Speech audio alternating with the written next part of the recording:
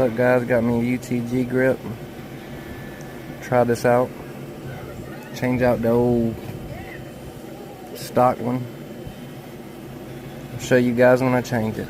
Alright guys, just swapped out the old one. This is a new one. It's got a little compartment, which I think is neat. For, I don't know, spare rounds. Anything really, I guess.